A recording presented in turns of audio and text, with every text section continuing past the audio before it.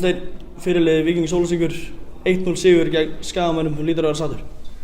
Rosalega sáttur með margt, 3 stigin aðalega, fínt á mark. Varnarlínan okkar spilaði rosalega vel og svona ágætlega þéttir í fæslunum. En við hefðum viljað gera þetta betur. Skagamenn voru 90% með boltann held ég og stjórnuðu þess að þá var manni færri.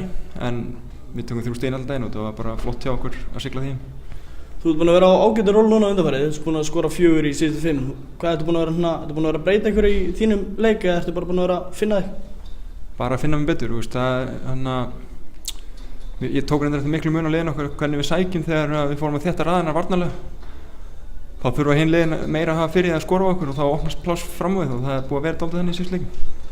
Varstu orðinn eitthvað stressaður þarna undir síðustu 15-20 mínúturna þegar þeir voru að sækja og halda boltanum vel einum menn færri? Ég ekki stressaður sko, maður hefur ekki tíma til að hugsa til það en hefði ég setið fyrir utan þá hefur drullu stressaður. En hins vegar var þetta þannig að maður var svona aðeins að bíða sem er kannski ekki alveg það sem maður á að vera að hugsa en þetta var mikill léttir þegar dómarinn flautaði. Þannig var tilfinningin. Það var mikill hiti þarna undir lok fyrrhálfleiksins. Patrik fekk 2 gul á mjög stuttum tíma og seinna gulaspjaldið var svona smá shady brot en þú varst ekki lengi að koma og róa þína með niður. Já, mér finnst það er algjör óþarfi fyrir okkur all liðið að vaða í andlitið á dómaranum. Það er nóg að ég sem fyrirliði komið og ræði við hann rólega. Ég held að skilja sér miklu betur heldur en að heilt lið sé öskra á hann. Það var bara það sem ég reyndi að gera. Ég líka bara að tjekka á Kristján en ég sagði bara við hann, þú sér það alveg hvað gerist og þú hlýtur að geta tekið á þessu. Sem að hann gerði engin mistök í því.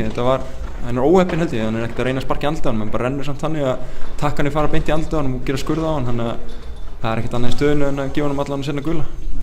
3 sigrar í síðustu 4 leikjum, þeir eru ágætu róleg, þeir eru búin að lyfta ykkur upp í 7. sæti. Já, þetta var svakalega mikilvægt. Við hefðum getað enda þegar hálfmótið spilaði í neðsta sæti en við unnum og þá erum við svona ágætlega þægilegir með að deildi eins og staðan er núna en það er stutt upp og niður og við verðum bara að halda fókus.